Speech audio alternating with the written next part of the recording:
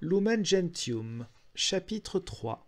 La constitution hiérarchique de l'Église et spécialement l'épiscopat.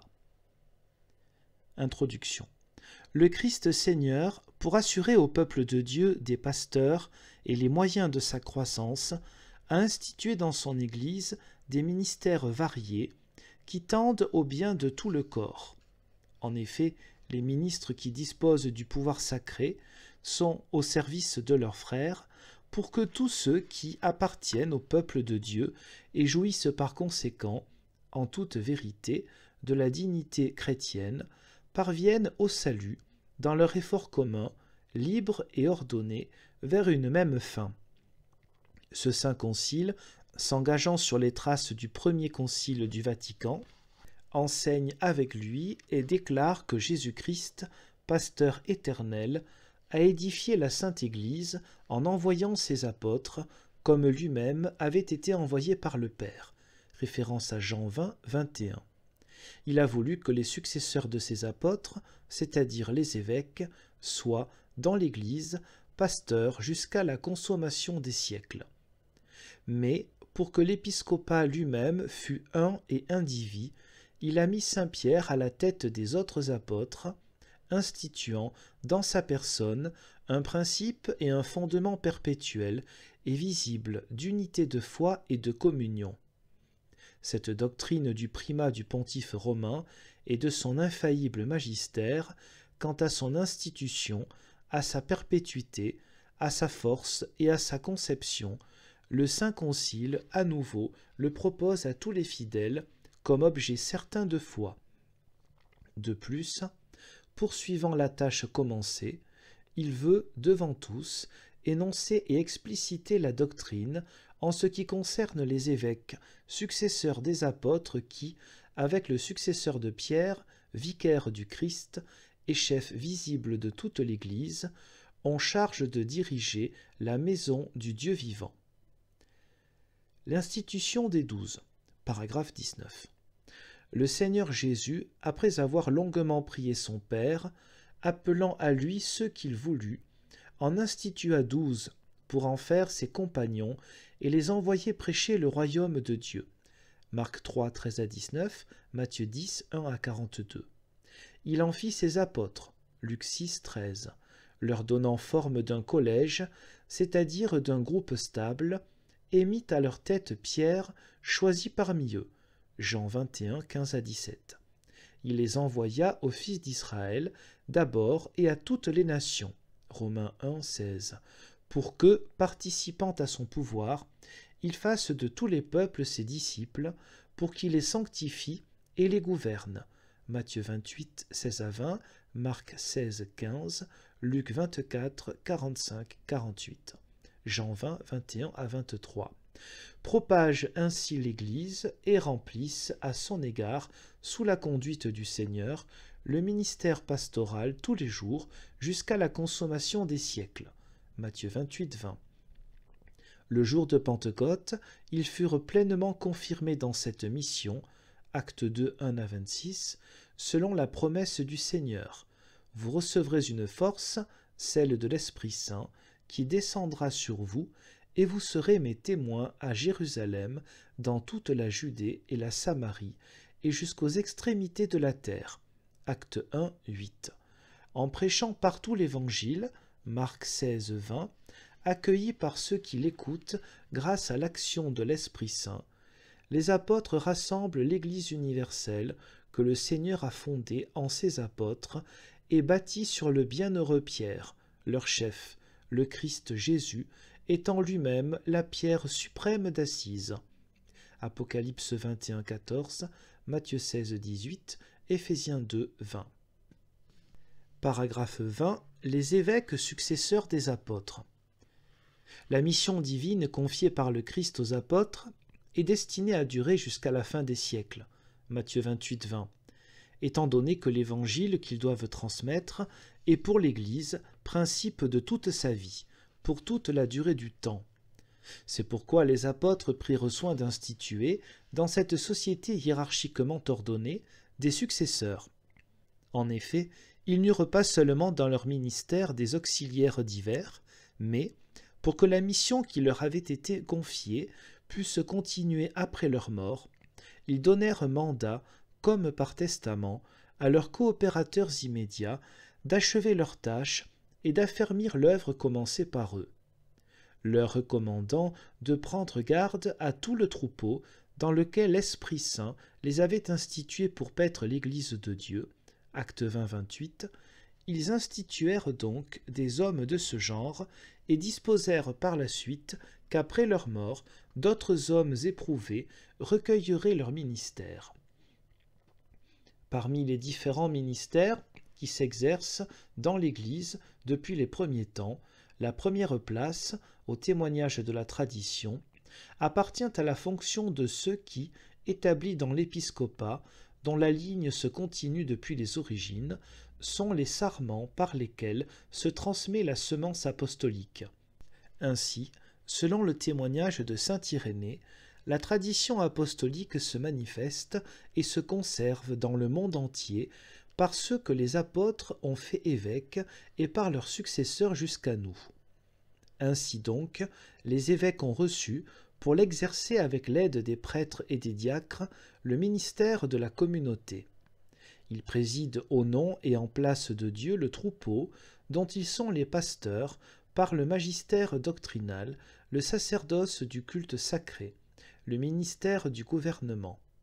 De même que la charge confiée personnellement par le Seigneur à Pierre, le premier des apôtres, et destinée à être transmise à ses successeurs, constitue une charge permanente. Permanente est également la charge confiée aux apôtres d'être les pasteurs de l'Église, charge dont l'ordre sacré des évêques doit assurer la pérennité. C'est pourquoi le Saint Concile enseigne que les évêques, en vertu de l'institution divine, succèdent aux apôtres, comme pasteurs de l'Église, en sorte que, qui les écoute, écoute le Christ, qui les rejette, rejette le Christ et celui qui a envoyé le Christ. Luc 10, 16. Paragraphe 21. La sacramentalité de l'épiscopat. Ainsi donc, en la personne des évêques, assistés des prêtres, c'est le Seigneur Jésus-Christ, pontife suprême, qui est présent au milieu des croyants. Assis à la droite de Dieu le Père, il ne cesse d'être présent à la communauté de ses pontifes. C'est par eux, en tout premier lieu, par leur service éminent, qu'il prêche la parole de Dieu à toutes les nations et administre continuellement aux croyants les sacrements de la foi.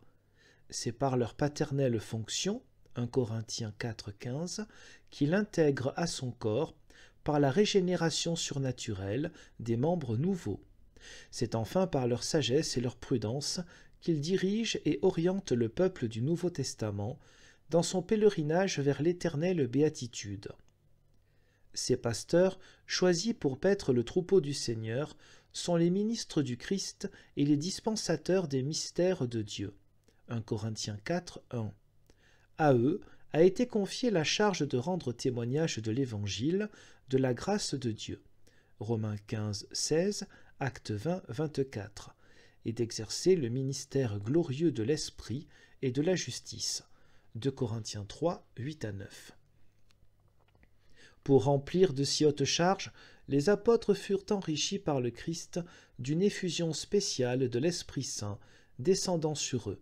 Acte 1, 8, Acte 2, 4. Jean 20, 22 à 23. Eux-mêmes, par l'imposition des mains, transmirent à leurs collaborateurs le don spirituel. 1 Timothée 4, 14, 2 Timothée 1, 6 à 7, qui s'est communiqué jusqu'à nous à travers la consécration épiscopale. Le Saint Concile enseigne que, par la consécration épiscopale, est conférée la plénitude du sacrement de l'ordre, que la coutume liturgique de l'Église et la voix des saints-pères désignent en effet sous le nom de sacerdoce suprême, de réalité totale du ministère sacré. La consécration épiscopale, en même temps que la charge de sanctifier, confère aussi des charges d'enseigner et de gouverner, lesquelles cependant, de par leur nature, ne peuvent s'exercer que dans la communion hiérarchique avec le chef du collège et ses membres. En effet, la tradition qui s'exprime surtout par les rites liturgiques et par l'usage de l'Église, tant orientale qu'occidentale, montre à l'évidence que par l'imposition des mains et les paroles de la consécration, la grâce de l'Esprit Saint est donnée et le caractère sacré imprimé, de telle sorte que les évêques, d'une façon éminente et visible, tiennent la place du Christ lui-même, maître, pasteur et pontife, et jouent son rôle. Aux évêques, il revient d'introduire, par le sacrement de l'ordre, de nouveaux élus dans le corps épiscopal. Paragraphe 22. Le collège épiscopal et son chef. De même que saint Pierre et les autres apôtres constituent, de par l'institution du Seigneur, un seul collège apostolique, semblablement le pontife romain, successeur de Pierre, et les évêques successeurs des apôtres, forment entre eux un tout. Déjà la plus antique discipline, en vertu de laquelle les évêques établis dans le monde entier vivaient en communion entre eux et avec l'évêque de Rome par le lien de l'unité, de la charité et de la paix, et de même la réunion de conciles, où l'on décidait en commun de toutes les questions les plus importantes, par une décision que l'avis de l'ensemble permettait d'équilibrer, tout cela signifie le caractère et la nature collégiale de l'ordre épiscopal. Elle se trouve manifestement confirmée par le fait des conciles écuméniques tenus tout le long des siècles. On la trouve évoquée dans l'usage qui s'est introduit de très bonne heure d'appeler plusieurs évêques pour coopérer à l'élévation d'un nouvel élu au ministère sacerdotal le plus élevé. C'est en vertu de la consécration sacramentelle et par la communion hiérarchique avec le chef du collège et ses membres que quelqu'un est fait membre du corps épiscopal. Mais le collège ou corps épiscopal n'a d'autorité que si on l'entend comme uni au pontife romain, successeur de Pierre, comme à son chef, et sans préjudice pour le pouvoir de ce primat qui s'étend à tous, pasteurs ou fidèles. En effet, le pontife romain assure l'Église, en vertu de sa charge de vicaire du Christ et de pasteur de toute l'Église, un pouvoir plénier, suprême et universel, qu'il peut toujours exercer librement. L'ordre des évêques qui succède au collège apostolique dans le magistère et le gouvernement pastoral, bien mieux dans lequel se perpétue le corps apostolique, constitue, lui aussi, en union avec le pontife romain, son chef, et jamais en dehors de ce chef, le sujet d'un pouvoir suprême et plénier de toute l'Église, pouvoir cependant qui ne peut s'exercer qu'avec le consentement du pontife romain. Le Seigneur a fait du seul Simon la pierre de son Église, à lui seul il en a remis les clés. Matthieu 16, 18, 19. Il l'a institué pasteur de tout son troupeau, Jean 21, 15, mais cette charge de lier et de délier qui a été donnée à Pierre, Matthieu 16, 19, a été aussi donnée sans aucun doute au collège des apôtres unis à leur chef. Matthieu 18, 18, 28, 16 à 20. Par sa composition multiple, ce collège exprime la variété et l'universalité du peuple de Dieu. Il exprime, par son rassemblement sous un seul chef, l'unité du troupeau du Christ. Dans ce collège, les évêques fidèles à observer le primat et l'autorité de leur chef jouissent d'un pouvoir propre, pour le bien de leurs fidèles et même de toute l'Église, dont l'Esprit Saint assure par l'action continue de sa force la structure organique et la concorde. Le pouvoir suprême dont jouit ce collège à l'égard de l'Église universelle s'exerce solennellement dans le concile écuménique. Il n'y a point de concile écuménique s'il n'est comme tel confirmé, ou tout au moins accepté, par le successeur de Pierre.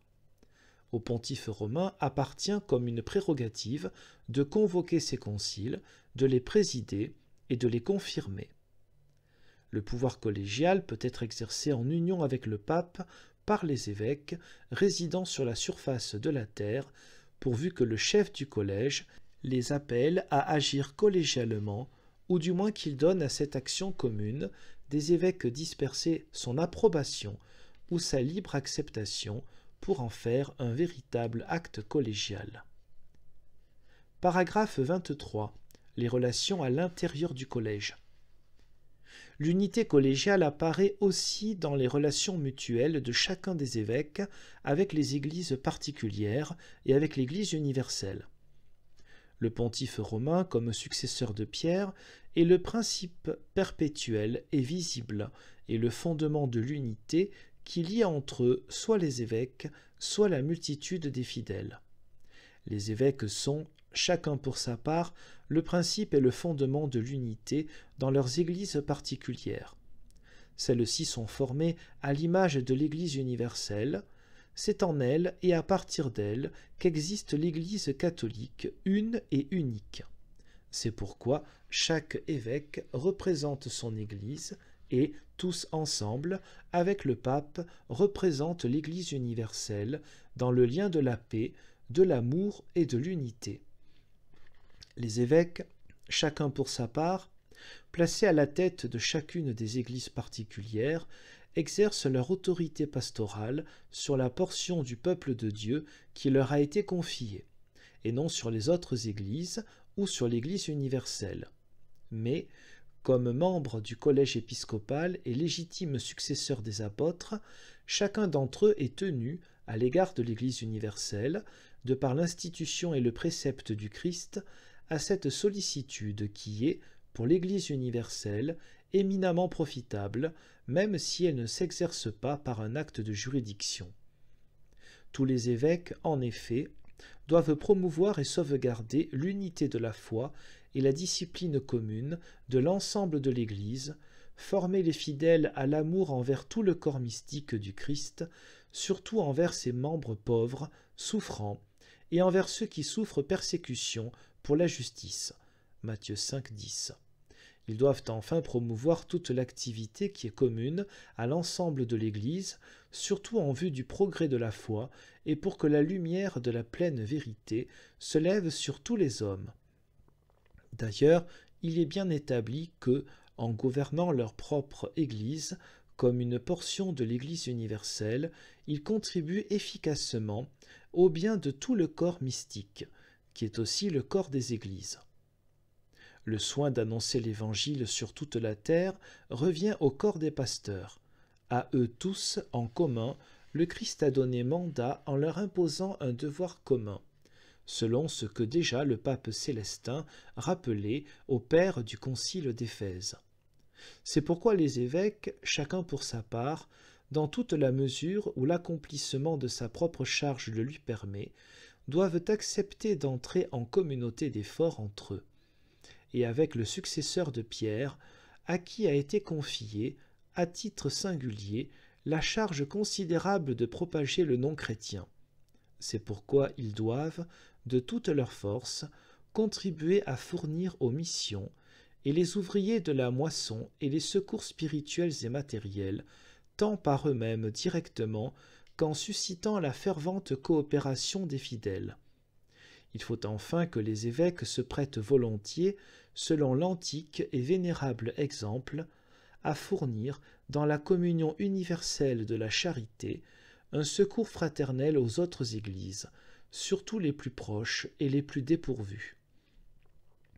La divine providence a voulu que les églises diverses, établies en divers lieux par les apôtres et leurs successeurs, se rassemblent au cours des temps en plusieurs groupes organiquement réunis, qui, sans préjudice pour l'unité de la foi et pour l'unique constitution divine de l'Église universelle, jouissent de leur propre discipline, de leur propre usage liturgique, de leur patrimoine théologique et spirituel.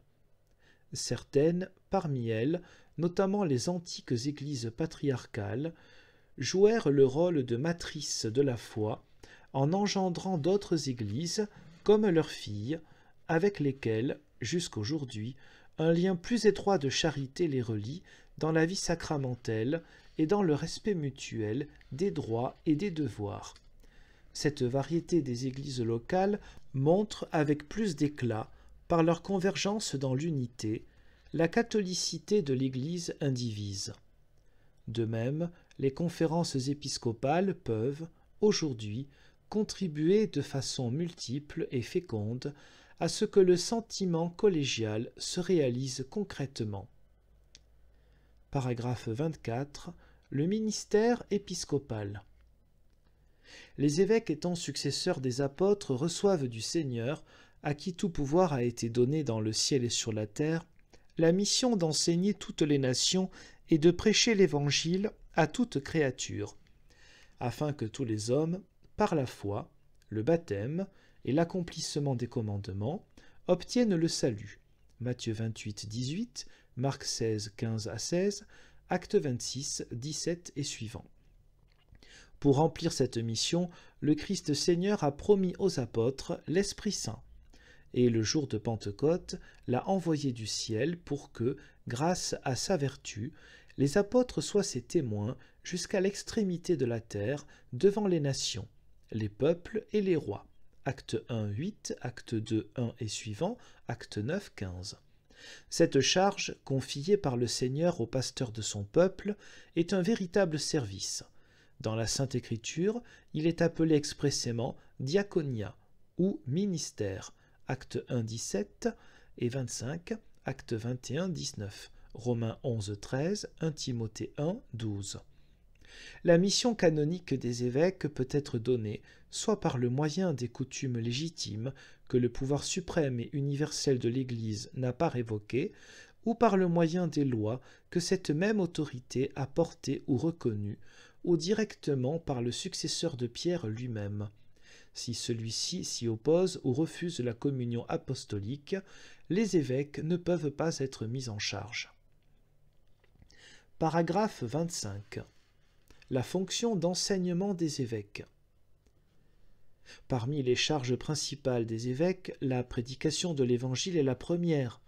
Les évêques sont, en effet, les héros de la foi qui amènent au Christ de nouveaux disciples, et les docteurs authentiques, c'est-à-dire pourvus de l'autorité du Christ, qui prêchent au peuple à eux confié la foi qui doit régler sa pensée et sa conduite, faisant rayonner cette foi sous la lumière de l'Esprit Saint, dégageant le trésor de la révélation, le neuf et l'ancien, Matthieu 13, 52, faisant fructifier la foi, attentifs à écarter toutes les erreurs qui menacent leur troupeau, 2 Timothée 4, 1 à 4. Les évêques qui enseignent en communion avec le pontife romain ont droit, de la part de tous, au respect qui convient à des témoins de la vérité divine et catholique. Les fidèles doivent s'attacher à la pensée que leur évêque exprime, au nom du Christ, en matière de foi et de mœurs, et ils doivent lui donner l'assentiment religieux de leur esprit.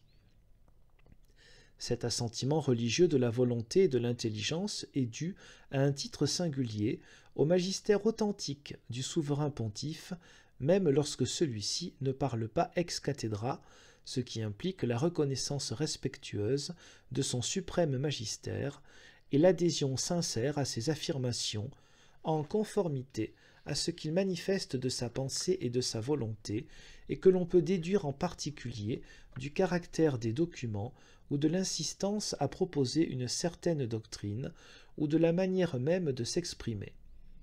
Quoique les évêques, pris un à un, ne jouissent pas de la prérogative de l'infaillibilité, cependant, lorsque, même dispersés à travers le monde, mais gardant entre eux et avec le successeur de Pierre le lien de la communion, ils s'accordent pour enseigner authentiquement qu'une doctrine concernant la foi et les mœurs s'impose de manière absolue, alors c'est la doctrine du Christ qu'infailliblement ils expriment. La chose est encore plus manifeste quand, dans le concile œcuménique qui les rassemble, ils font, pour l'ensemble de l'Église, en matière de foi et de mœurs, acte de docteur et de juge, aux définitions desquelles il faut adhérer dans l'obéissance de la foi. Cette infaillibilité dont le divin Rédempteur a voulu pourvoir son Église pour définir la doctrine concernant la foi et les mœurs, s'étend aussi loin que le dépôt lui-même de la révélation divine à conserver saintement et à exposer fidèlement. De cette infaillibilité, le pontife romain, chef du collège des évêques, jouit du fait même de sa charge quand, en tant que pasteur et docteur suprême de tous les fidèles, et chargé de confirmer ses frères dans la foi, Luc 22, 32, il proclame, par un acte définitif, un point de doctrine touchant la foi et les mœurs. C'est pourquoi les définitions qu'il prononce sont dites, à juste titre, irréformables par elles-mêmes et non en vertu du consentement de l'Église, étant prononcées sous l'assistance du Saint-Esprit à lui promise en la personne de saint Pierre, n'ayant pas besoin par conséquent d'une approbation d'autrui, de même qu'elles ne peuvent comporter d'appel à un autre tribunal.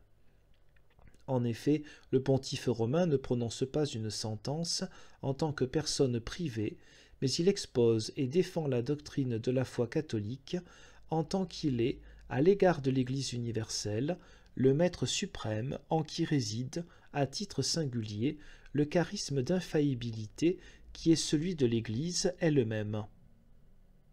L'infaillibilité promise à l'Église réside aussi dans le corps des évêques quand il exerce son magistère suprême en union avec le successeur de Pierre.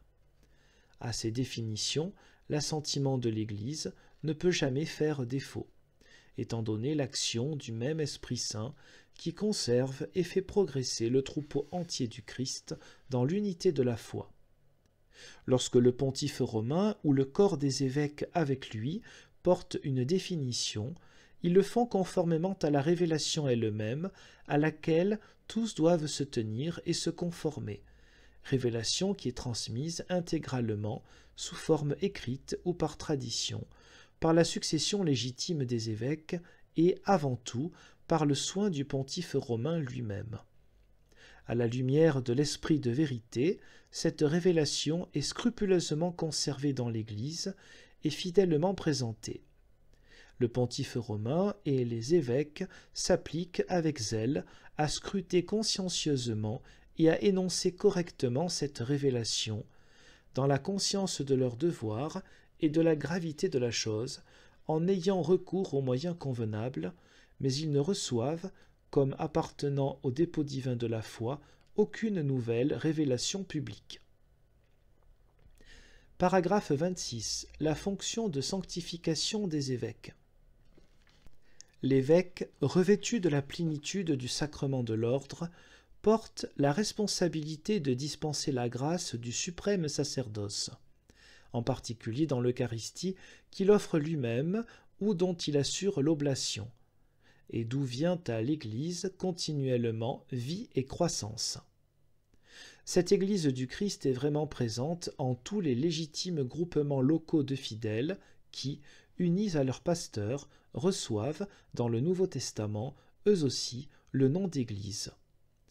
Elles sont, en effet, chacune sur son territoire, le peuple nouveau appelé par Dieu dans l'Esprit Saint, et dans une grande assurance. 1 Thessaloniciens 1, 5.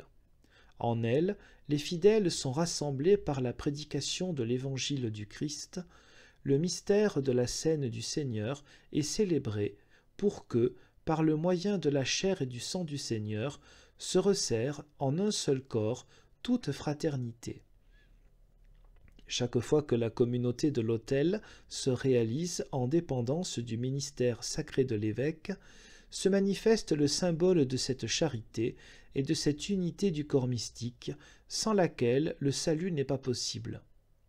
Dans ces communautés, si petites et pauvres qu'elles puissent être souvent ou dispersées, le Christ est présent par la vertu de qui se constitue l'Église une, sainte, catholique et apostolique.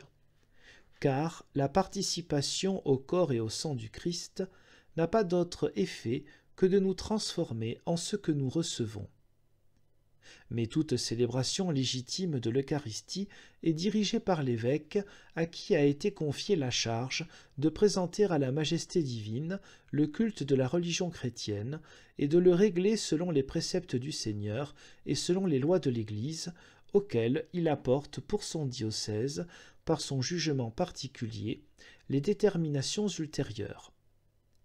Aussi, les évêques, en priant et travaillant pour leur peuple, répandent sur lui en abondance et sous des formes diverses ce qui vient de la plénitude de la sainteté du Christ. Par le ministère de la parole, ils communiquent aux croyants, en vue de leur salut, Romains 1,16, la force de Dieu et par les sacrements dont ils organisent, par leur autorité, la distribution régulière et féconde, ils sanctifient les fidèles. Ils règlent la célébration du baptême, où est donnée participation au sacerdoce royal du Christ. Ils sont les ministres ordinaires de la confirmation. Ce sont eux qui donnent les saints ordres et règlent la discipline de la pénitence et s'emploient avec zèle, par l'exhortation et l'instruction, à ce que leur peuple prenne, dans la foi et le respect, la part qui est la leur dans la liturgie et surtout dans le saint sacrifice de la messe. Ils doivent enfin donner à ceux à la tête desquels ils sont placés le bénéfice de leur exemple, se gardant dans leur conduite de tout mal, et autant qu'ils le peuvent, avec l'aide de Dieu, se convertissant au bien, en sorte qu'ils parviennent, avec le troupeau qui leur est confié, à la vie éternelle. Paragraphe 27. La fonction de gouvernement des évêques. Chargés des églises particulières comme vicaires et légats du Christ, les évêques les dirigent par leurs conseils, leurs encouragements, leurs exemples, mais aussi par leur autorité et par l'exercice du pouvoir sacré, dont l'usage cependant ne leur appartient qu'en vue de l'édification en vérité et en sainteté de leurs troupeaux, se souvenant que celui qui est le plus grand doit se faire comme le plus petit, et celui qui commande comme le serviteur. Luc 22, 26 à 27. Ce pouvoir qu'ils exercent personnellement au nom du Christ est un pouvoir propre, ordinaire et immédiat.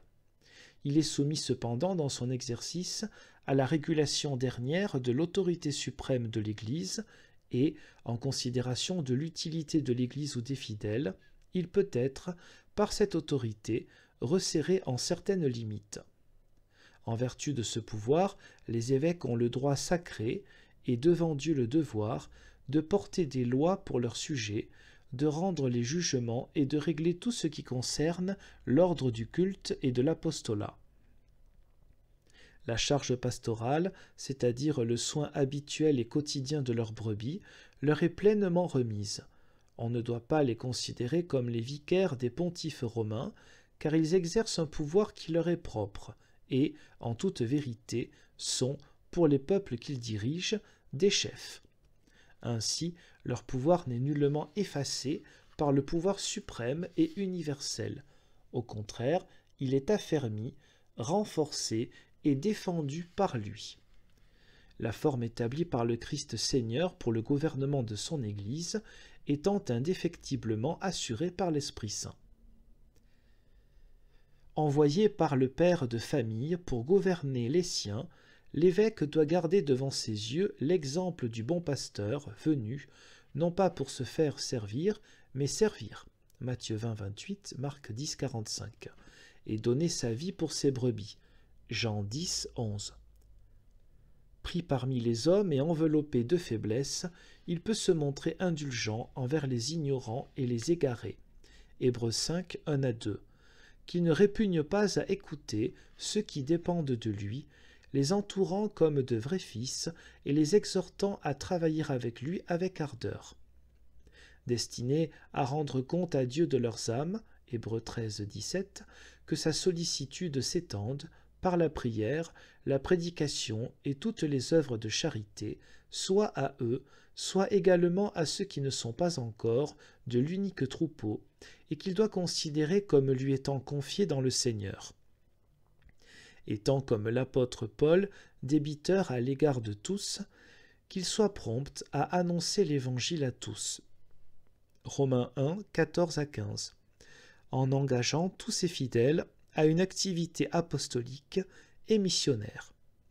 Quant aux fidèles, ils doivent s'attacher à leur évêque comme l'Église à Jésus-Christ et comme Jésus-Christ à son Père, afin que toute chose conspire dans l'unité et soit féconde pour la gloire de Dieu. 2 Corinthiens 4, 15. Paragraphe 28. Les prêtres dans leur relation au Christ, aux évêques, au presbytérium et au peuple chrétien. Le Christ, que le Père a consacré et envoyé dans le monde, Jean 10, 36, a, par les apôtres, fait leur successeur. c'est-à-dire les évêques, participants de sa consécration et de sa mission. À leur tour, les évêques ont légitimement transmis à divers membres de l'Église, et suivant des degrés divers, la charge de leur ministère. C'est ainsi que le ministère ecclésiastique, institué par Dieu, est exercé dans la diversité des ordres par ceux que déjà depuis l'Antiquité on appelle évêques, prêtres, diacres. Tout en n'ayant pas la charge suprême du pontificat et tout en dépendant des évêques dans l'exercice de leur pouvoir, les prêtres leur sont cependant unis dans la dignité sacerdotale et par la vertu du sacrement de l'ordre, à l'image du Christ prêtre suprême et éternel. Hébreux 5, 1-10, Hébreux 7, 24, Hébreux 9, 11-28. Ils sont consacrés pour prêcher l'Évangile, pour être les pasteurs des fidèles et pour célébrer le culte divin en vrais prêtres du Nouveau Testament. Participant, à leur niveau de ministère, de la charge de l'unique médiateur qui est le Christ, 1 Timothée 2, 5, ils annoncent à tous la parole de Dieu. C'est dans le culte ou synaxe eucharistique que s'exerce par excellence leur charge sacrée. Là, agissant en nom et place du Christ et proclamant son mystère, ils réunissent les demandes des fidèles au sacrifice de leur chef, rendant présent et appliquant dans le sacrifice de la messe, jusqu'à ce que le Seigneur vienne, 1 Corinthiens 11, 26, l'unique sacrifice du Nouveau Testament, celui du Christ s'offrant une fois pour toutes à son Père en victime immaculée. Hébreux 9, 11-28. En faveur des fidèles pénitents ou malades, ils remplissent, à un titre éminent, le ministère de la réconciliation et du soulagement. Ils présentent à Dieu, le Père, les besoins et les prières des fidèles. Hébreux 5, 1-4. Exerçant, pour la part d'autorité qui est la leur, la charge du Christ, pasteur et chef, ils rassemblent la famille de Dieu, fraternité qui n'a qu'une âme, et, par le Christ, dans l'Esprit, ils la conduisent à Dieu le Père. Ils rendent à Dieu le Père, au milieu de leur troupeau, l'adoration en esprit et en vérité. Jean 4, 24. Enfin, ils peinent à la parole et à l'enseignement. 1 Timothée 5, 17. Croyant en ce qu'ils trouvent, par la lecture et la méditation, dans la loi du Seigneur, enseignant ce qu'ils croient, pratiquant ce qu'ils enseignent. Coopérateurs avisés de l'ordre épiscopal, dont ils sont l'aide et l'instrument, appelés à servir le peuple de Dieu, les prêtres constituent, avec leur évêque, un seul presbytérium aux fonctions diverses. En chaque lieu où se trouve une communauté de fidèles, ils rendent d'une certaine façon présent l'évêque auquel ils sont associés, d'un cœur confiant et généreux, assumant pour leur part ses charges et sa sollicitude, et les mettant en œuvre dans leur souci quotidien des fidèles. Sanctifiant et dirigeant, sous l'autorité de l'évêque, la portion du troupeau du Seigneur qui leur est confiée, c'est l'Église universelle qu'ils rendent visible au lieu où ils sont. Et c'est le corps entier du Christ à l'édification duquel, Éphésiens 4,12, ils contribuent efficacement. Sans cesse tendus vers ce qui est le bien des fils de Dieu, ils doivent mettre leur zèle à contribuer à l'œuvre pastorale du diocèse entier, bien mieux de toute l'Église. En raison de cette participation au sacerdoce et à la mission de leur évêque, les prêtres doivent reconnaître en lui leur Père et lui obéir respectueusement. L'évêque, lui, doit considérer les prêtres, ses coopérateurs, comme des fils et des amis, tout comme le Christ appelle ses disciples, non plus serviteurs, mais amis. Jean 15, 15. Tous les prêtres, par conséquent, tant diocésains que religieux, en raison de l'ordre et du ministère, sont articulés sur le corps des évêques et, selon leur vocation et leur grâce, sont au service du bien de l'Église entière.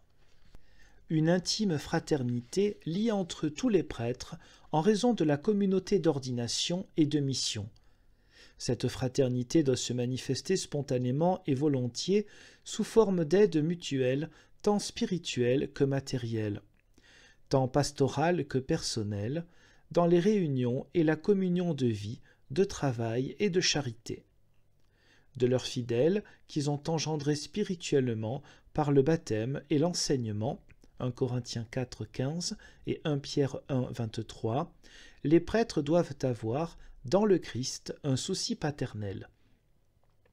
Se faisant l'exemple du troupeau, 1 Pierre 5, 3, ils doivent diriger et servir leur communauté locale, de telle sorte qu'elle puisse être digne de recevoir le nom qui marque l'unique peuple de Dieu en sa totalité, l'Église de Dieu. 1 Corinthiens 1, 2, 2 Corinthiens 1, 1 et Passim. Qu'ils se souviennent qu'ils doivent, par leur comportement quotidien et leur sollicitude, montrer aux fidèles et aux infidèles, aux catholiques et aux non-catholiques, le visage d'un ministère vraiment sacerdotal et pastoral, et rendre à tous le témoignage de la vérité et de la vie. Être également comme de bons pasteurs en quête, Luc 15, 4 à 7, de ceux qui, malgré le baptême reçu dans l'Église, ont abandonné la pratique des sacrements ou même la foi.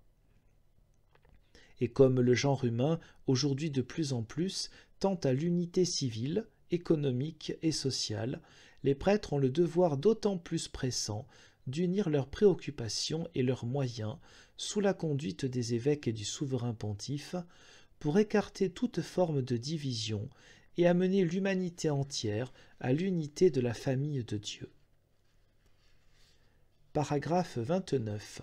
Les diacres. Au degré inférieur de la hiérarchie se trouvent les diacres auxquels on a imposé les mains, non pas en vue du sacerdoce, mais en vue du service. La grâce sacramentelle, en effet, leur donne la force nécessaire pour servir le peuple de Dieu dans la diaconie de la liturgie, de la parole et de la charité, en communion avec l'évêque et son presbytérium. Selon les dispositions prises par l'autorité qualifiée, il appartient au diacre d'administrer solennellement le baptême, de conserver et distribuer l'Eucharistie, d'assister, au nom de l'Église, au mariage et de le bénir, de porter le viatique aux mourants, de donner lecture aux fidèles de la Sainte Écriture, d'instruire et exhorter le peuple, de présider au culte et à la prière des fidèles, d'être ministre des sacramentaux, de présider au rite funèbre et à la sépulture. Consacrés aux offices de charité et d'administration, les diacres ont à se souvenir de l'avertissement de saint Polycarpe. Être miséricordieux, zélé, marcher selon la vérité du Seigneur qui s'est fait le serviteur de tous. Comme la discipline actuellement en vigueur dans l'Église latine rend difficile, en plusieurs régions, l'accomplissement de ces fonctions extrêmement nécessaires à la vie de l'Église, le diaconat pourra, dans l'avenir, être rétabli en tant que degré propre et permanent de la hiérarchie.